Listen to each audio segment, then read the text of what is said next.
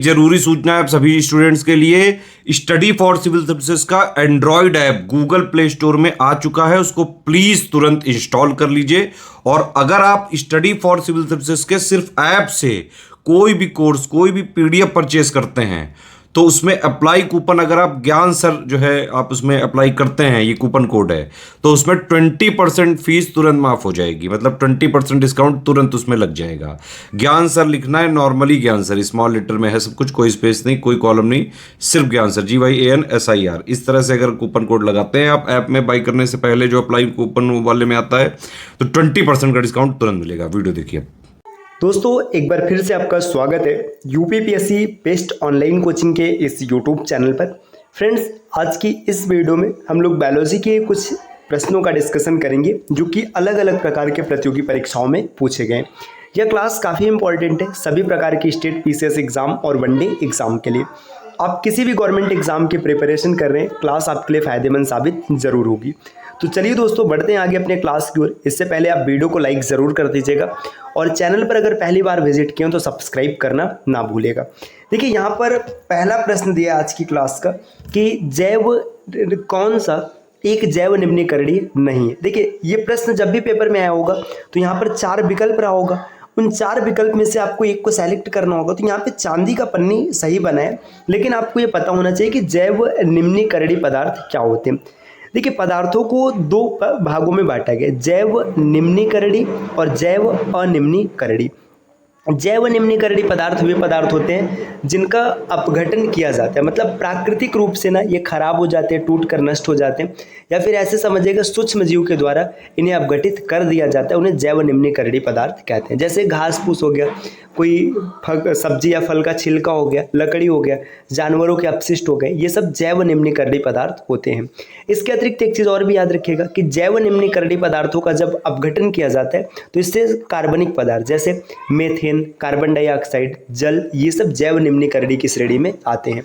वहीं पर जैव अनिम्नीकरणीय की बात करेंगे तो इनका प्राकृतिक रूप से अपघटन नहीं किया जा सकता है। जैसे प्लास्टिक हो गया, टिन हो गया, एल्यूमिनियम हो गया, धातु हो गया, रबर, कांच, चांदी, ये सब जैव अनिम्नीकरणीय पदार्थ होते हैं। तो ये चांदी की पन्नी जैव अनिम्नीकरणीय है। अगला प्रश्न यहाँ पर दिया है, क्या जैव अपघटनीय है। देखिए जो जैव निम्नीकरणीय है उसी को जैव अपघटनीय भी कहते हैं। तो यहाँ पर पेपर ये टूट जाएगा, प्रकृति में नष्ट हो जाएगा। कौन सा प्रदूषण कारक जैविक रूप से अपघटित होता है। जैविक रूप से अपघटित मतलब मल है ना, मल मूत्र ये टूट जाएगा, अपघटित हो जाएगा। कौन सा जैव निम्नीकरणीय। जैव निम्नीकरणीय देखिए आपको डेफिनेशन पता चल चुका है। जैव निम्नीकरणीय वे होते हैं जो वायुमंडल में टूट जाते हैं, और जैव निम्नीकरणीय मतलब कौन नहीं है, जो वायुमंडल में नहीं टूटते हैं। जैसे कागज ये अपघटित हो जाएगा, रबर ये भी अपघटित हो जाएगा, है ना, जैव निम्नीकरणीय। प्रदूषकों में से कौन जैव विघटित है, तो वाहित मल ये जैव विघटित होता है ना। ग्रीन हाउस गैसों की संकल्पना की थी। देखिए ग्रीन हाउस गैस का मतलब एक विशेष प्रकार की गैस है जिससे वायुमंडल का टेम्परेचर लगातार बढ़ता है और ग्लोबल वार्मिंग जैसी समस्या उत्पन्न होती है, या फिर इसे ग्रीन हाउस इफेक्ट भी कहते हैं। तो ग्रीन हाउस गैस की जो संकल्पना दी थी ये जोसेफ फ्लोरियर ने दिया था, ये नाम याद रखिएगा। आगे दिया ग्रीन हरित प्रभाव। ग्रीन हाउस इफेक्ट का अर्थ है वायुमंडल में ग्रीन हाउस गैसों के घनीकरण का मतलब इनकी मात्रा बढ़ने से वायुमंडल के ताप का बढ़ना, इसी को ग्रीन हाउस प्रभाव या ग्रीन हाउस इफेक्ट या फिर ग्लोबल वार्मिंग भी कहते हैं। आगे यहाँ पर दिया कौन सी गैस है ग्रीन हाउस प्रभाव के लिए अत्यंत महत्वपूर्ण है, मतलब कौन सी गैस है जो अत्यंत महत्वपूर्ण है। तो इसमें देखिए कार्बन डाइऑक्साइड, इसका सिंबल होता है, फार्मूला है CO2, है ना। मेथेन का मतलब CH4, है ना। एथेन का मतलब C2H6 और क्लोरोफ्लोरोकार्बन, इसको CFC लिखा जाता है। ये प्रमुख गैस हैं जो ग्रीन हाउस प्रभाव के लिए काफ़ी ज़्यादा महत्वपूर्ण कारक हैं। इसमें CFC का नाम जरूर याद रखिएगा, क्लोरोफ्लोरोकार्बन।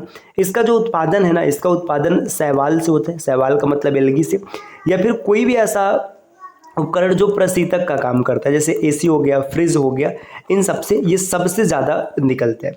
तो AC चलाने पर वर्तमान में मतलब जो AC का प्रयोग करने वाला है उसको तो ठंडक महसूस होता है, लेकिन वायुमंडल में काफ़ी ज़्यादा गर्मी उत्पन्न करता है।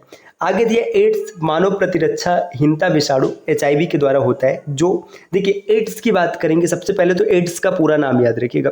एड्स का पूरा नाम होता है एक्वायर्ड, ये फुल फॉर्म भी कभी नहीं पूछा जा सकता है, acquired immuno immuno deficiency syndrome, ये एड्स का पूरा नाम होता है। तो एड्स HIV के द्वारा होता है। HIV वायरस का नाम होता है ह्यूमन इम्यूनो डिफिशियंसी वायरस, है ना, इसके द्वारा होता है। ये जो HIV एक रेट्रो वायरस है ना। इसके अलावा एक चीज़ और याद रखिएगा, जो HIV है ये अटैक करता है T4 लिम्फोसाइट्स पर, T4 लिम्फोसाइट्स पर अटैक करता है, ये भी आपको बिंदु याद रखना चाहिए। जंतुओं में होने वाला फुट एंड माउथ रोग किसके कारण है? फुट एंड माउथ की अगर बात करेंगे तो एक कवक मतलब फंजाई के कारण होता है, फंगस के कारण होता है, ये आपको याद रखना चाहिए।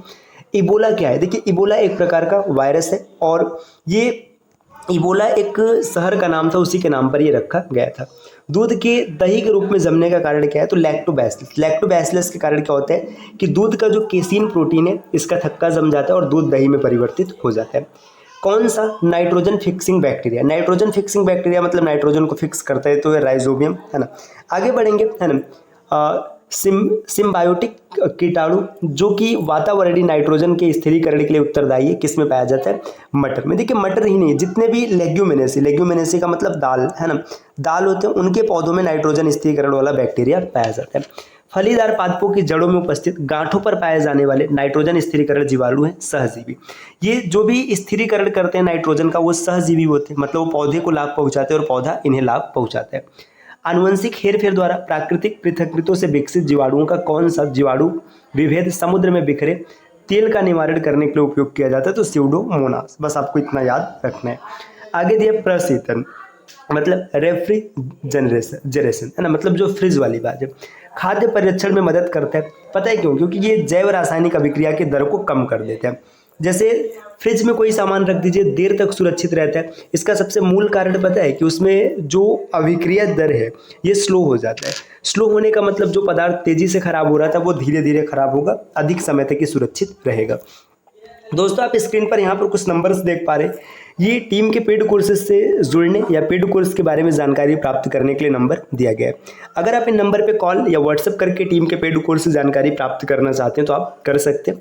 इसके अतिरिक्त ज्ञान सर का व्हाट्सएप नंबर है, आप यहाँ से व्हाट्सएप के माध्यम से भी जानकारी ले सकते हैं। और अभी तक अगर आपने प्ले स्टोर से स्टडी फॉर सिविल सर्विसेज का एप्लीकेशन नहीं इंस्टॉल किया तो आप इसे ज़रूर इंस्टॉल कीजिएगा, क्योंकि एप्लीकेशन के माध्यम से अगर आप किसी भी कोर्स को परचेज करते हैं तो वहाँ पर आपको प्रॉपर डिस्काउंट भी देखने के लिए मिल सकता है। दोस्तों, चलिए आगे बढ़ते हैं। आगे यहाँ पर दिया अवायवीय स्थिति में जैविक पदार्थ के जीवाणु अपघटन को क्या कहते हैं? किण्वनीकरण, मतलब किण्वन की प्रक्रिया होता है, ये सामान्य सी बात है।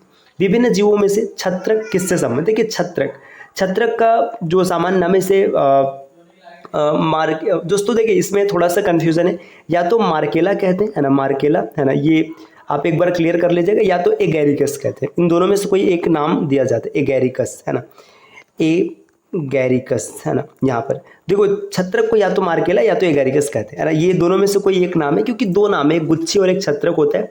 मार्केला और एगैरिकस, थोड़ा सा कंफ्यूजन है तो आप इसे चेक कर लीजिएगा।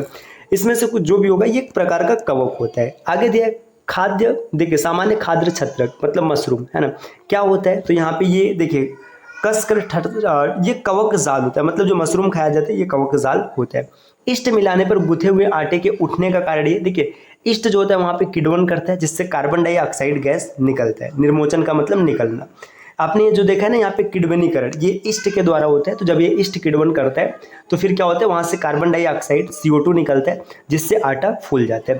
देखिए, जितने भी मुलायम पदार्थ जैसे इडली हो गया, ब्रेड हो गया, ये सब चीज़ बनाने के लिए इसमें ईस्ट का प्रयोग किया जाता है। ईस्ट संबंधित है तो ईस्ट एक प्रकार का कवक है, आपको ये याद रखना चाहिए। हाँ, ईस्ट का वैज्ञानिक नाम भी आपको पता होना चाहिए। इसका वैज्ञानिक नाम है सैकेरोमाइसीज सेरीवेसी। सैकेरोमाइसीज सेरीवेसी, ये नाम जरूर याद रखिएगा। यहाँ से भी प्रश्न बन सकता है कि ईस्ट का रासायनिक वैज्ञानिक नाम क्या है? सैकेरोमाइसीज सेरीवेसी। आगे यहाँ पर दिया ब्रेड बनाने में इस्तेमाल किए जाने वाला खमीर, है ना, यहाँ पे कौन है? तो देखिए किण्वन के लिए उत्प्रेरक के रूप में कार्य करता है। ये पेड कोर्स से जुड़ने का नंबर है, ये नंबर पहले भी दिया गया था जिसके बारे में हम लोगों ने चर्चा कर रखा है। आगे दिया, अच्छा एक चीज़ यहाँ पे ध्यान दीजिएगा, आगे एक चीज़ आपको नहीं मिले। अगर कोई डेटा आपको बिल्कुल फ्री में देखना है, study for civil services channel को आप जरूर सब्सक्राइब कर लीजिएगा, है ना। अब आगे बढ़ते हैं। देखिए किसमें बडिंग के माध्यम किसे बडिंग के माध्यम से तैयार किया जाता है? तो ईस्ट में बडिंग, ये एक प्रकार का अलैंगिक जनन होता है, बडिंग, है ना। बडिंग को हिंदी में मुकुलन कहते हैं, जो कि अलैंगिक जनन है। ये ईस्ट में अलैंगिक जनन होता है। पेनिसिलिन का आविष्कार किसने किया था? तो अलेक्जेंडर फ्लेमिंग ने पेनिसिलिन का आविष्कार किया था पेनिसिलियम नोटेटम से, और इस खोज के लिए इनको नोबेल पुरस्कार भी दिया गया था। प्रतिजैवी पेनिसिलिन किससे प्राप्त किया जाता है? कवक से, है ना। एफ्लाविस किससे बनाया जाता है? ये भी कवक से। खुजली संबंधी रोग स्कैबिस, स्कैबिस का कारण ये कवक, है ना। ये त्वचा संबंधी एक रोग है स्कैबिस, ये कवक से होता है। आगे यहाँ पर दिया मस्तिष्क में का बोले गए मतलब मस्तिष्क यहाँ पे देखिए जो बोला गया शब्द और भाषा इसको समझने का केंद्र क्या है, मतलब दिमाग का कौन सा हिस्सा, मतलब मस्तिष्क का कौन सा हिस्सा होता है जो भाषा और शब्दों को समझने में मदद करता है? तो ये सेरेब्रम के बाएं भाग में होता है ना। धान का चोकर मतलब जो राइस ब्रेन है, ये एक अच्छा स्रोत होता है विटामिन B6 का, है ना। मकड़ी का जो उत्सर्जी उत्पाद मतलब जो मकड़ी का जाला होता है ना, ये ग्वानिन मतलब ये नाइट्रोजन युक्त पदार्थ से भरपूर होता है। मछलियों का उत्सर्जी उत्पाद अमोनिया होता है ना। आगे दिया एंजियोटेंसिनोजन एक प्रोटीन है जो उत्पादित और स्रावित होता है लिवर की कोशिकाओं से। तो एंजियोटेंसिनोजन ये एक प्रोटीन है जो लिवर की कोशिकाओं से स्रावित होता है। हाइड्रा का मुख्य नाइट्रोजनीय अपशिष्ट अमोनिया होता है, मतलब हाइड्रा जो पदार्थ उत्सर्जित करता है वो अमोनिया होता है। मानव शरीर का वह अंग जो एरिथ्रोपोइटिन का उत्पादन करता है, यह एक हार्मोन से जो आरबीसी के उत्पादन के लिए महत्वपूर्ण किडनी है, मतलब किडनी एक हार्मोन उत्पादित करता है ना, इसका नाम है एरिथ्रोपोइटिन, इसी से आरबीसी उत्पादित होता है, ये भी याद रखिएगा। रेनिन है ना, विशेष कोशिकाओं द्वारा निर्मित एंजाइम है, तो रेनिन किडनी के द्वारा मतलब जो गुर्दे हैं मतलब इसे किडनी कहते हैं, किडनी के द्वारा स्रावित होता है, ये भी आपको याद रखना चाहिए। तो दोस्तों ये आज की छोटी सी क्लास रही जिसमें हम लोगों ने कुछ प्रश्नों का डिस्कशन किया है।